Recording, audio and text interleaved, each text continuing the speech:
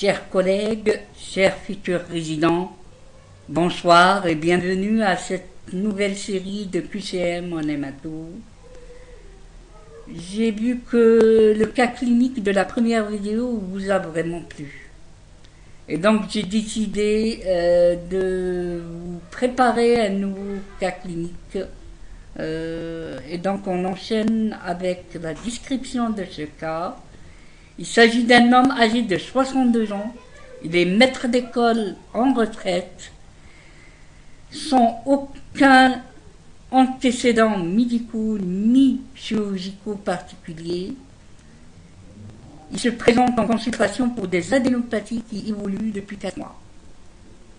Et donc à l'examen clinique, on retrouve un état général qui est altéré, une pâleur cutanéo-muqueuse, une dyspnée d'effort, un subictère conjonctival, des adénopathies cervicales, à droite de 5 cm et à gauche de 6 cm. Une adénopathie axillaire, à droite elle est de 3 cm et à gauche à 2 cm. Il existe une splénomégalie stade 2. Alors la question est, d'après cette présentation clinique, quel est le diagnostic qui doit être évoqué? Est-ce qu'on peut évoquer une leucémie lymphoïde chronique? Bien sûr, il s'agit d'un sujet âgé qui présente des adénopathies bilatérales et symétriques. Et donc, la leucémie lymphoïde chronique doit être évoquée. Est-ce qu'il s'agit d'un lymphome de Hodgkin? Oui, le lymphome de Hodgkin peut être évoqué, vu qu'il s'agit de polyadénopathie généralisée et qui évolue lentement en 4 mois. L'atteinte médulaire peut donner une anémie, une atteinte hépatique peut provoquer un subictère, et donc le lymphome de Hodgkin doit être évoqué. Le lymphome non hodgkinien, bien sûr, surtout s'il est indolent. Le lymphome non hodgkinien indolent se présente avec des adénopathies généralisées qui évoluent de façon lente chez un sujet âgé. Donc le lymphome non hodgkinien doit être évoqué. La maladie de Waldenström se présente avec un syndrome tumoral associé au nom un syndrome d'hyperviscosité sanguine. Donc le syndrome d'hyperviscosité sanguine peut être absent dans une maladie de Waldenström. Donc la réponse D peut être cochée.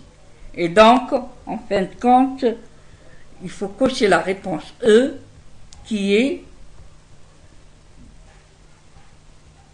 toutes les réponses sont justes.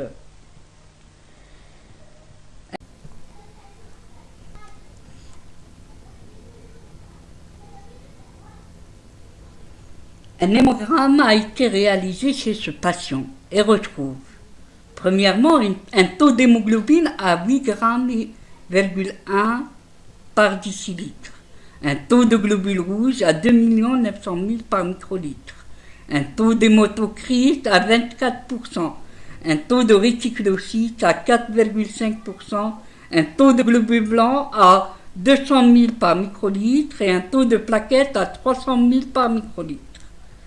Une répartition leucocytaire qui retrouve un taux de lymphocytes à 98% et un taux de PNN à 2%. Et donc la question est, quelle est la seule interprétation juste? C'est pas la peine de lire tout ça. Je vous ai dit, il faut avant tout de calculer les indices érythrocytaires et les paramètres leucocytaires afin d'interpréter l'hémogramme. Le premier indice érythrocytaire est le VGM, le volume globulaire moyen. Je rappelle, il est égal à l'hématocrite en pourcentage fois 10 divisé par les globules rouges en millions, sans mettre les zéros, par microlitre. Et donc est égal chez ce patient à 82,8 femtolitres. Il est supérieur à 80 et inférieur à 100 femtolitres. Donc il s'agit d'une normocytose. Le deuxième paramètre à calculer, c'est le CCMH. Et le CCMH est égal au taux d'hémoglobine divisé par l'hématocrite fois 100. Chez ce malade, c'est égal à 33,75%. Donc il est supérieur à 30 et inférieur à 36. Donc il s'agit d'une normochromie. Il s'agit d'une anémie à 8 grammes, normocytaire, normochrome. Le troisième paramètre, c'est le taux de réticulocytes en valeur absolue, qui est le taux de réticulocytes en pourcentage fois le taux de globules rouges par microlitre. Maintenant, il faut mettre les zéros divisé par 100. Et dans ce cas clinique, le taux de réticulocytes est nettement supérieur à 120 000 par millimètre cube, et donc il s'agit d'une anémie normochrome normocytaire régénérative. Et donc il s'agit d'une hémolyse, surtout que le patient présente la triade hémolytique. Splénomégalie, anémie et subictaire. Après avoir calculé les paramètres érythrocytaires, on passe aux paramètres leucocytaires. Le taux de globules blancs est à 200 000 par microlitre. Donc, il s'agit d'une hyperleucocytose. Le taux de globules blancs est nettement supérieur aux normes. Le taux de lymphocytes en valeur absolue est calculé en fonction du taux de lymphocytes en pourcentage fois le taux de globules blancs divisé par 100. Et dans ce cas clinique, le taux de lymphocytes est de 196 000 lymphocytes par microlitre. Donc il s'agit d'une hyperlymphocytose. Par contre, le taux de PNN est égal au taux de PNN en pourcentage fois le taux de blanc divisé par 100 est normal. Le taux de PNN est normal, et donc il s'agit en fin de compte d'une anémie normochrome normocytaire régénérative, une hyperleucocytose et une lymphocytose. Il faut cocher directement la réponse B. La troisième question, quel diagnostic évoquez-vous chez ce malade en examinant cet hémogramme? Vous remarquez que quel, c'est avec un S, et diagnostic avec S. Donc il faut cocher plus d'une réponse. Est-ce qu'on peut évoquer une leucémie lymphoïde chronique? Bien sûr. Il s'agit d'une hyperlymphocytose évoluant de façon chronique chez un patient qui présente des polyadénopathies généralisées. Oui, la réponse A doit être cochée. La réponse B, oui, elle doit être cochée. Un lymphome non hodgkinien de type indolent, lorsqu'il est leucémisé, se présente avec une hyperlymphocytose qui est chronique. Donc, la réponse B doit être cochée. Par contre, la tuberculose ganglionnaire est à éliminer. Il n'existe pas d'anorexie, ni d'amaigrissement, ni de fièvre.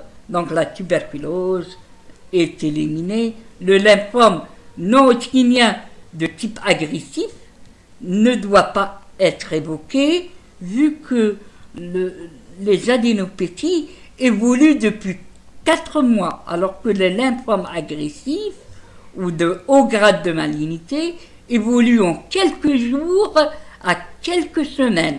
Donc la réponse D n'est pas une réponse juste. Donc on doit cocher la réponse A et la réponse B. La quatrième question, c'est quel examen paraclinique permet de poser le diagnostic positif chez ce malade? Et il faut cocher une seule réponse. Est-ce que le frottis de sang permet de poser le diagnostic positif?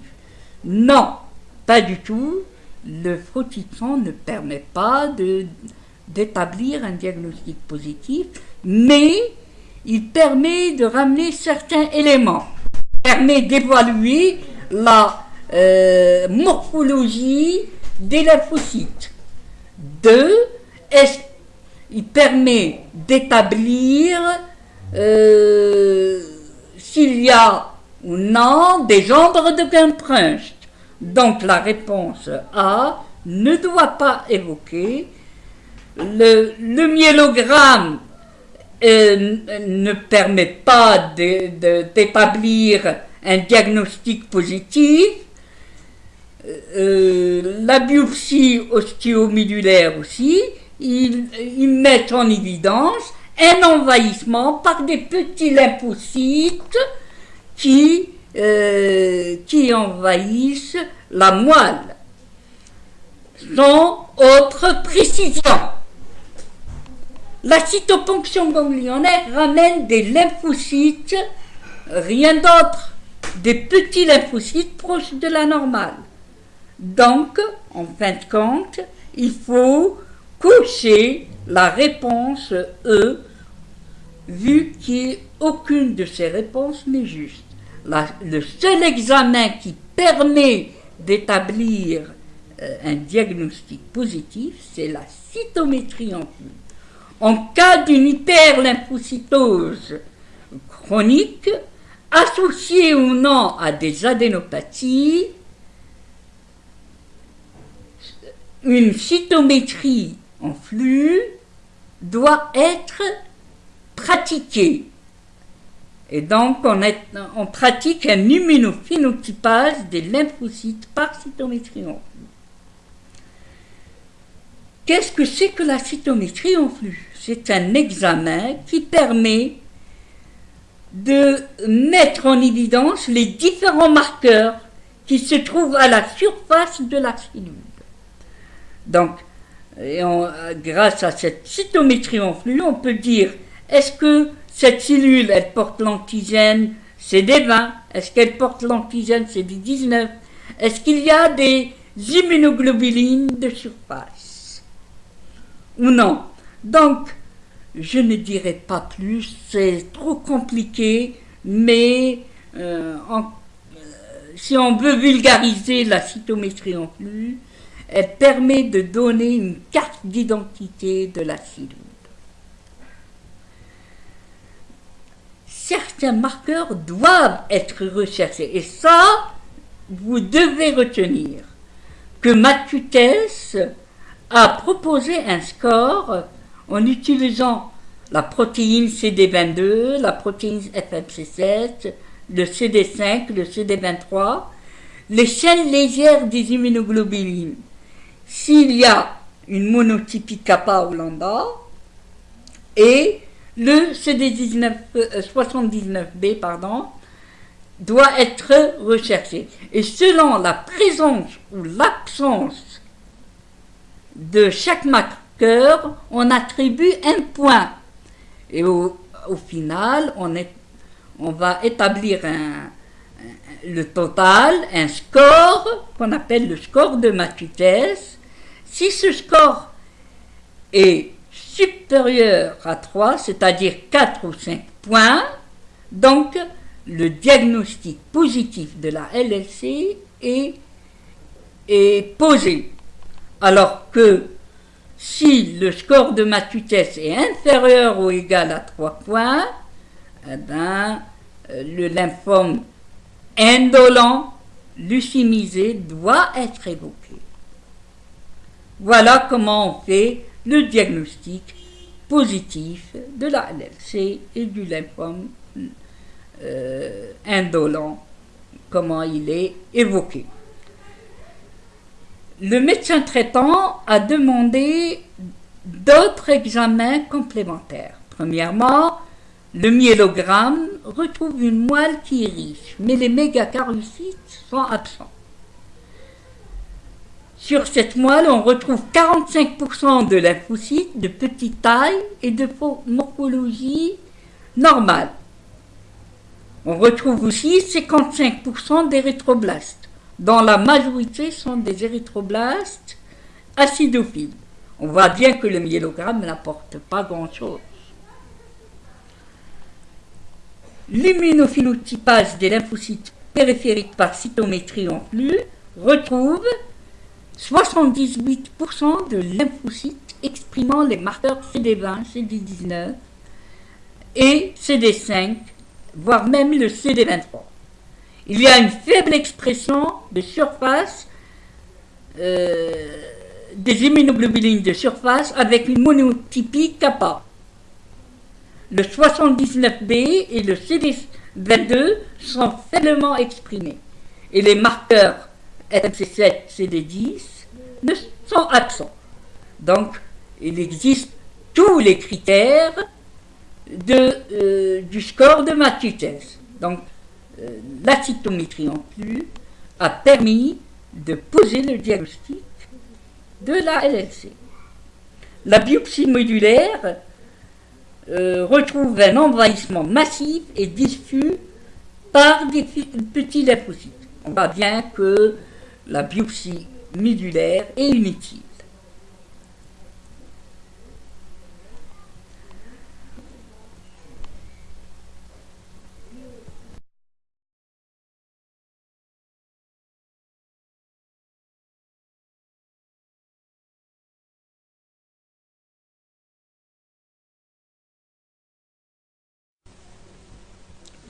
En prenant compte tous les paramètres cliniques et paracliniques, comment peut-on placer ce malade? Est-ce que c'est une LLC stade C selon la classification Binet? Oui, la LLC stade C de Binet se définit par une LLC qui se présente avec une anémie et ou une thrombopénie. Donc, la réponse A est juste. Est-ce que c'est un lymphome stade 4 médulaire selon la classification Ann Arbor? Non, on a vu que le diagnostic a été établi grâce à la cytométrie en flux et donc le score de Mathieu-Tess était de 5 sur 5. Donc le lymphome non hodgkinien est à éliminer. Donc la réponse B et D sont à éliminer. Est-ce qu'il s'agit d'une LLC stade 3 selon la classification de Ray? Bien sûr, le stade de 3 de Ray est défini par une LLC avec une anémie. Donc il s'agit en fin de compte de la réponse A et aussi de la réponse C. Je rappelle qu'il existe deux classifications anatomo-cliniques de la LLC. La classification de Binet qui est largement utilisée en Europe et qui classe la LLC en 3 stades. Classe A, stade A, pardon, c'est une LLC qui comprend un envahissement de moins de 3 aires ganglionnaires envahies. Un stade B qui se définit par plus de 3 aires plus ou égal à 3 aires ganglionnaires atteintes. Et le stade C, c'est une anémie et ou une thrombopénie quel qu'il soit le nombre d'aires ganglionnaires atteints. Cette classification Binet, je rappelle encore une fois, est largement utilisée en France et en Europe. Par contre, la classification de Ray est utilisée aux États-Unis et au Canada, et elle classe le patient en classe 0, stade 0, c'est une lymphocytose sans adénopathie, un stade 1, c'est une lymphocytose avec des adénopathies, un stade 2, c'est une lymphocytose avec une rate augmentée de volume ou un foie augmenté de volume. Le stade 3 est une lymphocytose avec une anémie, et le stade 4, c'est une lymphocytose avec une thrombopénie. Je rappelle que dans la LSC, il n'existe que 5 aires ganglionnaires, vu que les adénopathies sont symétriques. La 6e question, le patient présente une anémie. En tenant compte des examens cliniques et biologiques, quelle est l'origine de cette anémie? Déjà, on a répondu à cette question en interprétant l'hémogramme. En fait, c'est une hémolyse. Il ne s'agit pas d'un envahissement. Le taux de réticulocytes il est élevé, donc il ne s'agit pas d'une érythroblastopénie ni d'anémie carentielle. Une splénomégalie stade 2 ne donne pas d'hypersplénisme en général. Donc la seule réponse la plus probable est une anémie qui est auto-immune. C'est une HAI ou anémie hémolytique auto-immune. Donc la question suivante, quel examen permet de retrouver l'étiologie précise de cette anémie? Est-ce que c'est le dosage bétaminique? Non, pas du tout. Est-ce que c'est le test de Coombs direct? Oui, c'est le test de Coombs direct. Le test de Coombs direct a pour but de rechercher des anticorps sur la surface du globule rouge. Donc le test de Coombs direct est une bonne réponse. Le test de Coombs indirect, au contraire, il a pour but de rechercher des anticorps qui sont présents dans le sérum et non sur les globules rouges. C'est le même test que la recherche des agglutinines irrégulières, en fait. Le test de Coombs indirect et la recherche des agglutinines irrégulières sont utilisés surtout dans la recherche des anticorps anti-D dans le sérum. Le test de Schilling, non, il est utilisé en cas d'une carence en vitamine B12 pour dire est-ce que cette carence c'est dû à une malabsorption intestinale ou gastrique. Ça n'a rien à voir. Donc le seul examen qui permet de préciser l'histologie de cette anémie est le test de Coombs direct. Donc c'est la réponse B. Comment doit-on traiter cette anémie? Par des analogues de purine. Surtout pas. L'anémie hémolytique auto-immune est une contre-indication formelle aux analogues de purine tels que la fludarabine. Donc, elle est à proscrire, ainsi que les autres chimiothérapies autres que la fludarabine. Un patient qui présente une anémie hémolytique auto-immune, c'est-à-dire il a des anticorps antiglobules rouges, si on lui transfuse des globules rouges, on va l'immuniser encore plus contre ces globules rouges. Donc la réponse 3 est à éliminer. La supplémentation en vitaminique aussi Elle n'a aucune place ici. Donc, la réponse juste, c'est la réponse 5, qui est toutes les réponses sont fausses. Donc, aucune réponse n'est juste. Cette anémie hémolytique auto-immune doit être traitée par des corticoïdes, du cortencil ou du sonémédrol à raison de 1 mg par kilo par jour, ou si il n'y a pas de réponse, après 3 semaines, on passe à 2 mg par kilo par jour de corticoïdes. Et en cas d'échec à cette dose, on peut associer des immunosuppresseurs, mais cet immunosuppresseur ne permet que d'augmenter l'immunodépression de ce malade. Donc, la 9e question, quel autre examen doit-on pratiquer dans le cadre du bilan des complications chez ce malade? Est-ce qu'on doit pratiquer une électrophorèse des protéines? Bien sûr, l'électrophorèse des protéines permet d'évaluer le degré d'immunodéplétion ou d'immunodéficience de ce patient en mesurant le pic en gamma globuline. Par contre, le PET scan, la lymphographie BPDUS qui a été longuement abandonné et le scanner thoraco-abdominal n'ont aucune utilité comme bilan des complications.